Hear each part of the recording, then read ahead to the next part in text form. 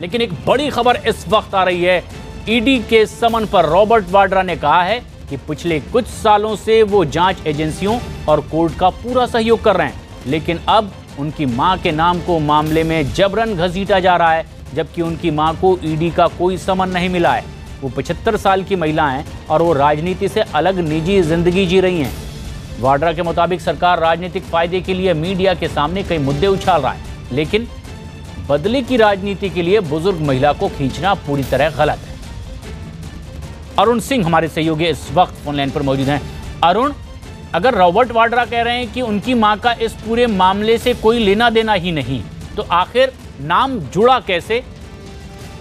देखिए, रॉबर्ट वाड्रा इसी पर सवाल उठा रहे हैं कि उनकी मां की उम्र 75 साल है, उन्हें ईडी इन्फोर्समेंट डायरेक्टोरेट से कोई भी समन नहीं मिला है, उनका ये कहना है। लेकिन एक हिस्से में मीडिया के ये बात कही गई कि उनकी मां को भी समन मिला है रॉबर्ट वाड्रा के साथ।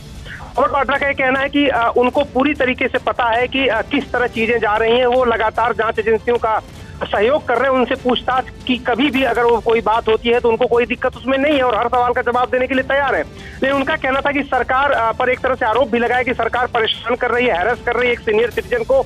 और उनका ये भी कहना था कि मीडिया के एक हिस्से में इस तरह के सेलेक्टिव लीक्स करा करके सरकार कहीं ना कहीं उनको परेशान और बदनाम करने की कोशिश कर रही है। तो रॉबर्ट वाड्रा ने यही कहा है कि जो भी जरूरी होगा, जो भी पूछताछ की बात होगी या किसी सहयोग की जरूरत होगी जांच एजेंसियों के साथ, वो हमेशा तैयार है। लेकिन एक उन्होंने जरूर बात कही कि उनकी मां जो वृद्ध है, सीनियर सिटीजन है, उनको इस पूरे मामले में घसीटा न जाए। उनका कोई रोल नहीं है, वो एक प्राइवेट लाइफ जीती हैं और वो उनको किसी तरह का कोई संबंध ईडी का नहीं मिला है।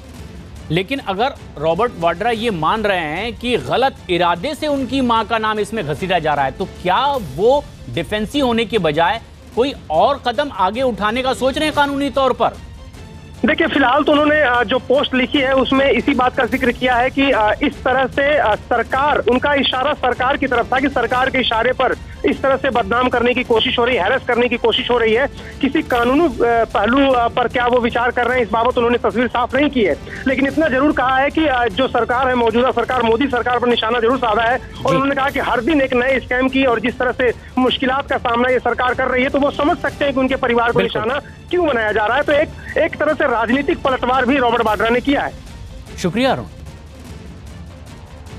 वहीं जम्मू कश्मीर के शोपियां में सुरक्षा बल ने मुठभेड़ में 3 आतंकियों को मार गिराया है। इसमें एक आईपीएस अधिकारी का भाई भी शामिल है। जम्मू कश्मीर पुलिस के मुताबिक शमसुल हक नाम के इस आतंकी को मुख्य धारा में लाने के लिए परिवार और पुलिस ने काफी कोशिश की, लेकिन मुठभेड़ में उसका आखिरकार दुखद अंत हो गया।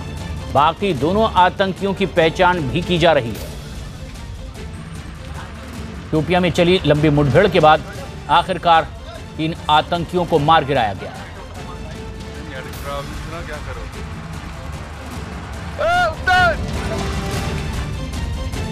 रिफत अब्दुल्ला हमारे सहयोगी इस वक्त फोनलाइन पर मौजूद हैं ज्यादा जानकारी के साथ। रिफत, कल भी खबर आई कि 3 आतंकियों को मार गिराया गया है चारी शरीफ के पास जो छिपे हुए थे, लेकिन आज शोपियां में भी 3 आतंकी ढेर कर दिए गए। लेकिन सबसे खास बात, आईपीएस ऑफिसर का भाई भी आतंकी गतिविधि में शामिल था। क्या उसके बारे में जानकारी मिल पा रही है?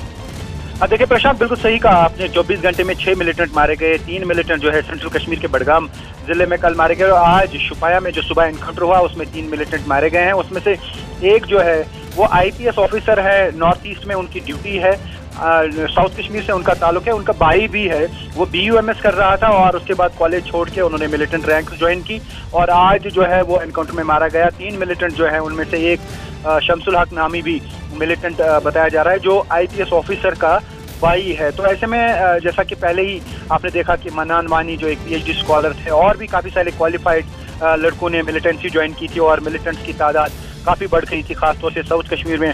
और अगस्त में 10 साल के बाद जो अगस्त 2018 एंडिंग के जो फिगर्स आए वो 10 साल में सबसे ज़्यादा थे। 327 के करीब मिलिटेंट जो है वो यहाँ पे एक्टिव थे। तो काफ़ी सारे एनकाउंटर्स तब से भी हुए, लेकिन अभी भी 250 के करीब मिलिटेंट बताए जा रहे हैं जो अभी भी एक्टिव है कश्मीर घाटी में। तो ये जो एनकाउंटर हुआ अभी इसमें 3 मिलिटेंट मारे गए हैं फिलहाल। लेकिन एक बड़ी कामयाबी, सुरक्षा बल को 3 आतंकियों को मार गिराया गया है शोपियां में। शुक्रिया रिफत। लेकिन एक और अहम खबर इस वक्त आ रही है।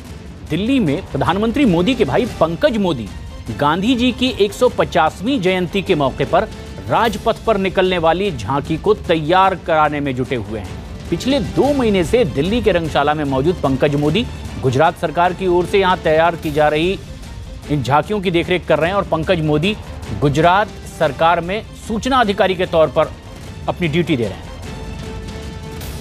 इस वक्त हमारे साथ मौजूद हैं प्रधानमंत्री नरेंद्र मोदी के भाई पंकज मोदी, जो कि गुजरात सरकार में जो है जो इंफॉर्मेशन मिनिस्ट्री उसमें कार्यरत हैं। उनसे बात करते हैं क्या इस बार की सबसे ज़्यादा खासियत है इस झांकी की, क्योंकि 150 साल पूरे हो रहे हैं गांधी जी के।